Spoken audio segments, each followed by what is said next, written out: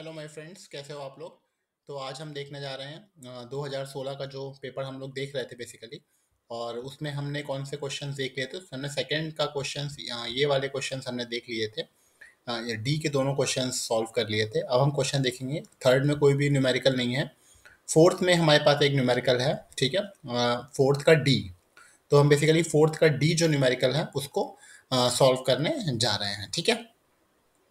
तो हम न्यूमेरिकल देख लेते हैं। ठीक है, न्यूमेरिकल कह रहा है the following data is related with the air conditioning load of a room. Outside conditions हमें दे रखी हैं 36 डिग्री सेल्सियस। ये एक्चुअली यहाँ पे ज़्यादा अच्छे से दिखेगा आप लोग को, ठीक है। आउटसाइड कंडीशंस कितनी दे रखी हैं? 36 degree Celsius dry bulb temperature है और 27 degree Celsius wet bulb temperature है। फिर इनसाइड कंडीशंस दे रखी हैं और सेंसिबल हीट लोड और लेटेंट हीट लोड हमें दे रखा है, ठीक है। और अपरेटस ड्यू पॉइंट टेम्परेचर हमें दिया हुआ है और बाईपास सेक्टर भी दिया हुआ है। और इसमें दो कंडीशंस दी हुई हैं। पहली ये है कि जो रिटर्न एयर है वो आउटसाइड एयर से मिक्स हो रही है, और फिर उसके बाद जो रिटर्न एयर है वो किससे मिक्स हो रही है? Is also mixed after the cooling coil, ठीक है। तो ये कंडीशन थोड़ी सी एक आपको अलग इसमें देखने को मिलेगी। जनरली ये कंडीशन नहीं दी होती है, बट इसमें ये कंडीशन थोड़ी एक अलग भी दी हुई है कि जो रिटर्न एयर है from the room is also mixed after the cooling coil, ठीक है। after the cooling coil in the ratio of 1:4, ठीक है। मतलब एक बार एयर कूल हो जाएगी, उसके बाद दोबारा से रिटर्न एयर मिक्स करी जाएगी, ठीक है। फिर उसके बाद the air may be reheated before supplying to the room and following things we need to determine: supply air conditions, refrigeration load and quantity of fresh air supplied, ठीक है। तो ये चीज़ें हमें निकालनी है, ठीक है। तो इसको भी हम साइकोमेट्रिक चार्ट की हेल्प से करेंगे, ठीक है। तो हम पहले हमारी जो आउटसाइड कंडीशंस हैं और जो रूम की कंडीशन है, ठीक है, तो आप इसे ऐसे समझ सकते हैं। जैसे सपोज ये एक रूम है, ठीक है, ये एक रूम है, ठीक है। इसको हमें कूल करना है, तो इसकी जो कंडीशन होंगी वो कौन सी होंगी? Inside condition. इसको सपोज हम टू मान लेते हैं, ठीक है। इसको हम वन मान लेते हैं। तो इस रूम की जो कंडीशन होंगी वो टू होंगी, ठीक है। और जो आउटसाइड कंडीशंस होंगी, ठीक है, जो आउटसाइड कंडीशंस होंगी, ये सपोज मिक्सिंग चैम्बर है, ठीक है, और ये कंडीशंस हैं वन, ठीक है। तो वन और टू ये दोनों आपस में मिक्स होके किस में जा रही हैं? थ्री में, ठीक है। ये पॉइंट कौन सा है? ये पॉइंट है थ्री।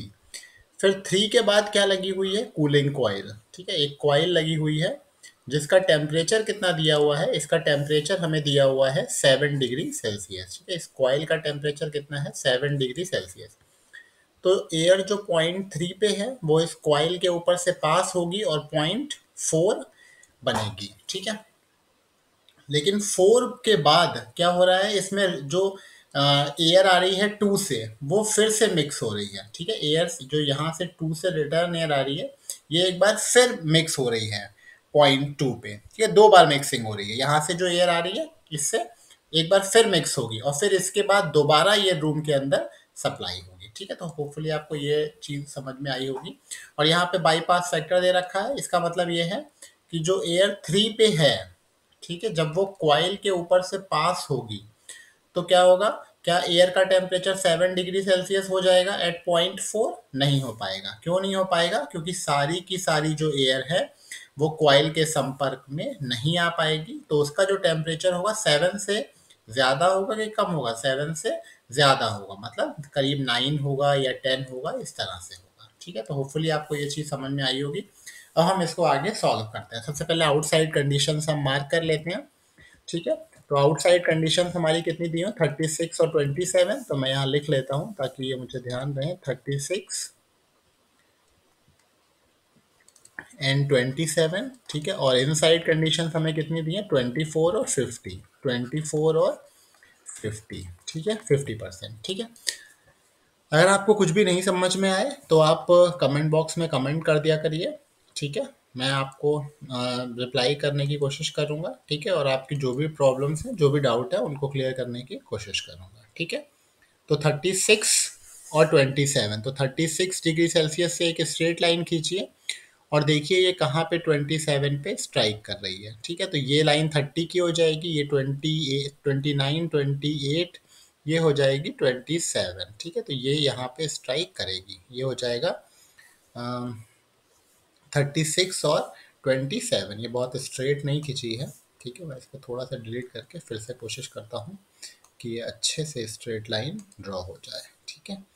तो ये 36 है, ठीक है। यहाँ से ये स्ट्रेट जाएगी और ये स्ट्राइक करेगी यहाँ पे, यहाँ पे, ठीक है। ये 30, 29, 28 यहाँ पे, ठीक है। Now now it looks more it's, ये अभी भी बहुत स्ट्रेट नहीं आई, बट फिर भी चलो ठीक है, हमारा काम चल जाएगा, ठीक है। 36 से हमें एक स्ट्रेट लाइन खींचनी है जो 27 पे, ये 30 है, ये 29 है, ये 28 है, ये 27 है, ठीक है। तो ये हमारा पॉइंट 1 हो जाएगा। पॉइंट 2 कितना है, 24 और 50। तो 24 कहाँ पे, यहाँ कहीं पे होगा, ये 24 होगा, ठीक है। यहाँ से एक स्ट्रेट लाइन खींचेंगे और ये देखेंगे 50 पे कहाँ पे स्ट्राइक कर रही है, ये पॉइंट है 50, यहाँ पे ये स्ट्राइक करेगी, ठीक है। तो ये हमारा 24 और 50 हो जाएगा, ठीक है। तो ये दोनों पॉइंट हो जाएंगे हमारे 1 और 2। इसके करस्पॉन्डिंग आप एंथैल्पी देख लीजिए यहाँ सामने से, ठीक है। और इस पॉइंट के करस्पॉन्डिंग भी एंथैल्पी आप देख लीजिए, ठीक है, ठीक है। तो ये हमारी दोनों एंथैल्पीज हमें मिल जाएंगी।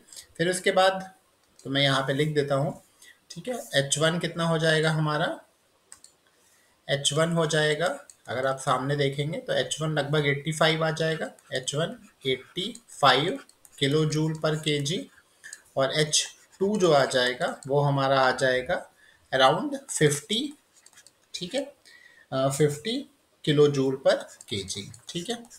अब हमारी ये दोनों एयर आपस में मिक्स होंगी, और किस रेशियो में मिक्स हो रही हैं, 4:1 के। देखिए return air is mixed with the outside air in the ratio of 4:1, मतलब 4 टाइम्स रिटर्न एयर है और 1 टाइम हमारी क्या है, आउटसाइड एयर। तो 4 टाइम्स हम जो रिलेशन है उसको यूज करेंगे, एच फाइनल का वो हो जाएगा 4 times of 50 plus 1 time of 85 divide by 5। इसको सॉल्व कर लेंगे तो हमारा ये रिलेशनशिप आ जाएगा अराउंड 55, ठीक है, 55 किलो जूल पर केजी। तो ये 55 हमारा कहीं यहाँ पे लाई करेगा, तो हमें इन दोनों लाइंस को ज्वाइन कर देना है, ठीक है। इन दोनों लाइंस को हमें ज्वाइन कर देना है। मैं एक अलग कलर ले लेता हूँ, ठीक है। तो ये पॉइंट 1 है और ये पॉइंट 2 है, ठीक है। इन दोनों को ज्वाइन कर दिया और यहाँ 55 से एक लाइन खींच लेंगे जो इसको यहाँ पे स्ट्राइक करेगी। तो ये पॉइंट कौन सा हो जाएगा, हमारा पॉइंट 3 हो जाएगा, ठीक है। अब पॉइंट 3 से एयर पास होगी एक कॉइल के ऊपर जिसका ऑपरेटर्स ड्यू पॉइंट टेम्परेचर कितना दिया हुआ है, 7 डिग्री सेल्सियस। तो हमें यहाँ से एक लाइन खींचनी है जो 7 डिग्री सेल्सियस को स्ट्राइक करेगी। तो ये हो जाएगा 5, ये हो जाएगा 6 और ये हो जाएगा 7, ठीक है। ये हमारा हो जाएगा 7। लेकिन उसने हमें बाईपास फैक्टर दे रखा है, तो बाईपास फैक्टर दिया होने की वजह से इसका फाइनल टेम्परेचर 7 नहीं होगा, 7 से कुछ कम होगा। कितना कम होगा, bypass factor is equal to कितना होता है, ठीक है। मैं यहाँ लिख देता हूँ बाईपास फैक्टर कितना दिया हुआ है हमें, बाईपास फैक्टर दिया हुआ है 0.1। तो बाईपास फैक्टर, एक minute, bypass factor is equal to 0.1, और ये कितना हो जाएगा, ये हो जाएगा temperature at 4 minus operators dew point temperature divide by temperature at 3 minus operators dew point temperature, ठीक है। तो ऑपरेटर्स टेम्परेचर एट 4 हमें निकालना है, ऑपरेटर्स ड्यू पॉइंट टेम्परेचर हमें पता है 7, टेम्परेचर एट 3 कितना है आप यहाँ से देख सकते हैं, ये वाला पॉइंट यहाँ कहीं पे स्ट्राइक करेगा, अराउंड 26 आप मान सकते हो। आप यहाँ से एक स्ट्रेट लाइन खींच के देख लेना, 26 या 27, 27 आप ले सकते हो, ठीक है, जितना भी आपको ठीक लगे, 26, ठीक है, 27 जो भी आपको ठीक लगे। तो 26, ठीक है, -7 और ये हो जाएगा 0.1। ठीक है, अब आप इसको सॉल्व कर लीजिए।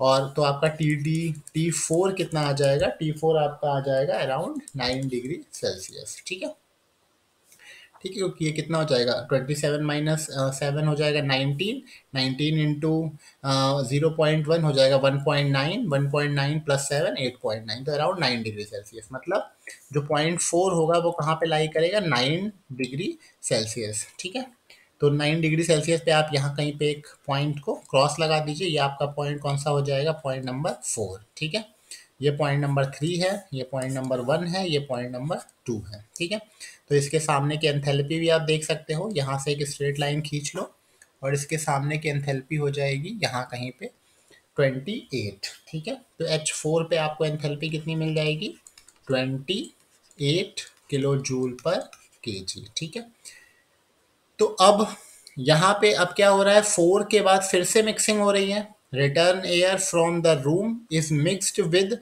Room air after the cooling coil in the ratio of 1:4। मतलब यहाँ पे लिखा है ना, return air is mixed with the cooling coil air in the ratio of 1:4। मतलब रिटर्न एयर का 1 टाइम और जो कूलिंग कॉइल से एयर आ रही है उसका 4 टाइम। तो 4 into enthalpy of is this, इसकी एंथैल्पी कितनी है, 28, और plus 1 into enthalpy at .2। Enthalpy at .2 कितनी देखी थी हमने, अराउंड 50। ठीक है, इज डिवाइडेड बाई 5। इसको सॉल्व कर लीजिए तो आपको एक एंथैल्पी मिल जाएगी H5। ठीक है, इसकी वैल्यू कितनी आ जाएगी, इसकी वैल्यू आएगी अराउंड 32। ठीक है, 32 किलो जूल पर केजी। ठीक है, तो ये आपका क्या क्या पॉइंट आ जाएगा, H5। ठीक है, तो हम दोबारा से यहाँ पे पॉइंट H5 मार्क कर लेंगे, तो ये लाइन आपकी 3 हो जाए, ये 32 हो जाएगा। यहाँ से आप एक स्ट्रेट लाइन ज्वाइन कर लीजिएगा। ठीक है, मैं यहाँ पे एक स्ट्रेट लाइन खींच लेता हूँ 32 से यहाँ कहीं पे। ठीक है, ये यहाँ पे स्ट्राइक होगी। ठीक है, तो ये वाला आपको क्या मिल जाएगा, पॉइंट नंबर 5। ठीक है, पॉइंट नंबर 5 ये हो जाएगा, पॉइंट नंबर 5। अब इसके बाद हमें क्या करना है, अब इसके बाद उसने कहा है कि एयर को हीट किया गया है। ठीक है, the air may be reheated before supplying to the conditioned room. तो एयर को हमने हीट भी किया है। तो अब बेसिकली क्या हो रहा है, वैसे तो एयर 5 से हमें रूम को सप्लाई कर देनी चाहिए थी, लेकिन इन्होंने कहा है कि एयर को रीहीट भी करना है।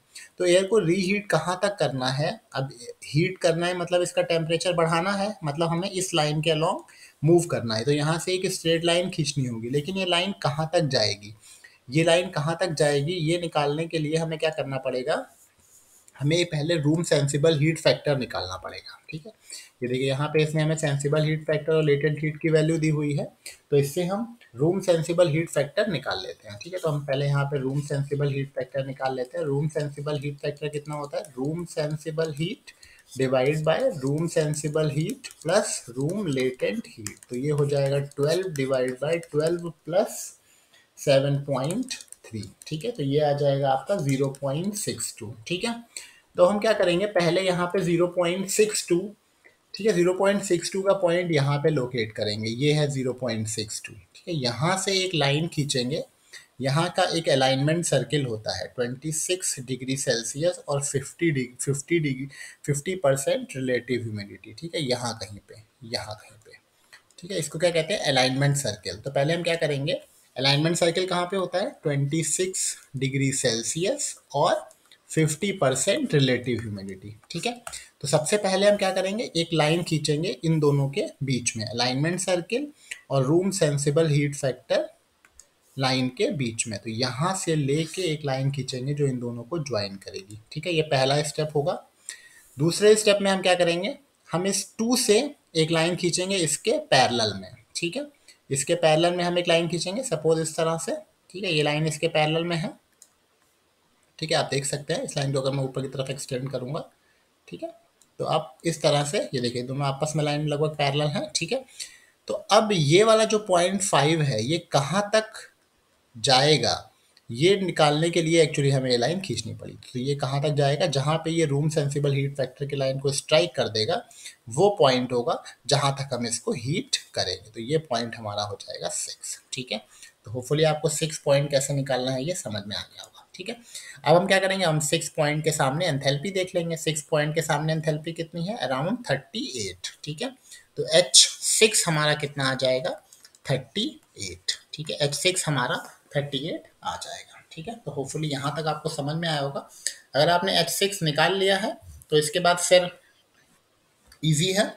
तो यहाँ तक समझ में आ गया होगा। पहले हमने पॉइंट, मैं एक बार फिर से आपको रिवाइज करवा देता हूँ। पहले हमने पॉइंट 1 मार्क किया, फिर हमने पॉइंट 2 मार्क किया, फिर हमने पॉइंट 3 मार्क किया, फिर हमने point apparatus due point temperature mark किया, ठीक है। फिर हमने पॉइंट 4 मार्क किया और फिर पॉइंट 5 मार्क किया। पॉइंट 5 मार्क करने के लिए हमने कौन सी कंडीशन यूज करी, return air 1 into enthalpy of return air plus 4 into enthalpy at point 4 divide by 1 plus 4।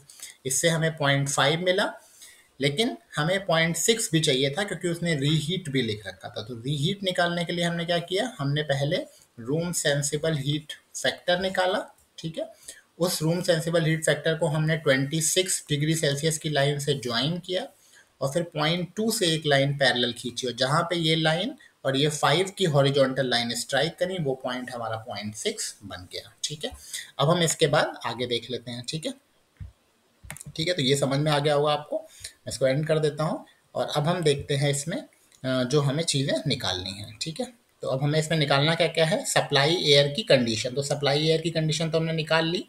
जो पॉइंट हमारा 3 है, ठीक है, जो पॉइंट हमारा 3 है वो क्या है, हमारा सप्लाई एयर कंडीशन है, ठीक है। जो पॉइंट सप्लाई एयर कहाँ पे हो रही है, पॉइंट 3 पे। तो point three is supply air condition, ठीक है। Point 3 is supply air condition, ठीक है। उसके बाद हमें क्या निकालना है, रेफ्रिजरेशन लोड। रेफ्रिजरेशन लोड जो हो जाएगा हमारा, वो हो जाएगा mass flow rate of dehumidified air multiplied by H3 minus H4, ठीक है। लेकिन अब ये जो mass flow rate of dehumidified air है, पहले हमें ये निकालनी पड़ेगी, ठीक है। तो इसको निकालने के लिए पहले हमें निकालना पड़ेगा मास ऑफ सप्लाई एयर, ठीक है। तो मास ऑफ सप्लाई एयर जो होगा MS, वो किसके बराबर हो जाएगा, वो हो जाएगा टोटल रेफ्रिजरेंट या room sensible total load, room sensible total load divide by H2 minus H6, ठीक है। तो H2 हमें पता है हमारा 50 आया था, H6 हमारा 38 आया है और टोटल रूम का लोड कितना है, 12 प्लस 7.3, ठीक है। आप इसको सॉल्व कर लीजिएगा तो आपको मास ऑफ सप्लाई एयर मिल जाएगी, ठीक है। तो ये आपकी अराउंड आएगी 1.93 kg पर सेकेंड, या फिर ये आ जाएगी 115.8 kg पर मिनट, ठीक है। इसके बाद आपको निकालना पड़ेगा मास ऑफ डीह्यूमिडिफाइड एयर। तो मास ऑफ डीह्यूमिडिफाइड एयर कितनी हो जाएगी, 4/5 of mass of supply air, ठीक है। तो ये कितनी हो जाएगी, ये हो जाएगी आपकी 92.64, ठीक है, kg पर मिनट, ठीक है। तो आपके पास रेफ्रिजरेशन लोड कितना आ जाएगा, रेफ्रिजरेशन लोड आ जाएगा 92.64, या फिर आप इसे 1.93 लिख सकते हैं, सॉरी 92.64 ही लिखिए, 92.64, ठीक है। मैं इसको हटा देता हूँ, ठीक है। तो ये हो जाएगा आपका, मिनट, ये हो जाएगा 92.64 multiplied by H3, enthalpy at point 3 कितनी निकाली थी हमने, ठीक है, हमारी 55 के समथिंग आई थी, आप देख लीजिएगा। 55 माइनस H एट 4 कितना आया था हमारा, 28 आया था। इसको आप सॉल्व कर लीजिएगा तो आपको आपका रेफ्रिजरेशन लोड मिल जाएगा, ठीक है। ये मिल जाएगा आपको 2537.2 किलो जूल पर मिनट, ठीक है। और अगर आपको वॉट में चाहिए तो ये आ जाएगा 42.28 वॉट, सॉरी किलो वॉट, ठीक है। फिर इसके बाद हमें क्वांटिटी ऑफ फ्रेश एयर निकालनी है। तो मास ऑफ डीह्यूमिडिफाइड एयर कितनी है, 92। तो मास ऑफ फ्रेश एयर कितनी हो जाएगी, 1/5 ऑफ मास ऑफ डीह्यूमिडिफाइड एयर, ठीक है। तो ये हो जाएगा, आप इसका 1/5 कर दीजिए 92.64 का, ठीक है, 92.64 का 1/5 कर दीजिए तो आपको मिल जाएगा 18.52 kg पर मिनट, ठीक है। अब देखिए यहाँ पे हमने 4/5 क्यों किया, वो टोटल जो एयर सप्लाई हो रही है वो कितनी है, 115.8, लेकिन इसमें कुछ पार्ट किसका है, रिटर्न एयर का भी कुछ पार्ट है, ठीक है। कितना पार्ट है, 1/5 पार्ट जो है वो रिटर्न एयर का है, और जो कूलिंग कॉइल से एयर आ रही है उसका 4/5 पार्ट है, इसलिए जो डिह्यूमिडिफाइड एयर है उसको हमने 4/5 किया। और मास ऑफ फ्रेश एयर में हमने 1/5 क्यों किया, क्योंकि आप यहाँ देख सकते हो जो रिटर्न एयर है वो कितनी है, 4/5 है, और आउटसाइड एयर कितनी है, 1/5। तो जो फ्रेश एयर होती है वो बेसिकली क्या होती है, आउटसाइड एयर, ठीक है। तो होपफुली आपको ये न्यूमेरिकल समझ में आया होगा, अच्छे से समझ में आया होगा, ठीक है। तो अगर आपको पसंद आया है तो आप इसे लाइक करिए, ठीक है, और सब्सक्राइब करिए। और अगर आपको कोई डाउट है, ठीक है, तो आप नीचे कमेंट बॉक्स में कमेंट कर सकते हैं, ठीक है। आगे जो इसमें 2-3 न्यूमेरिकल रह गए हैं 2016 के, उनको भी मैं करवा दूंगा, ठीक है। Okay, thank you.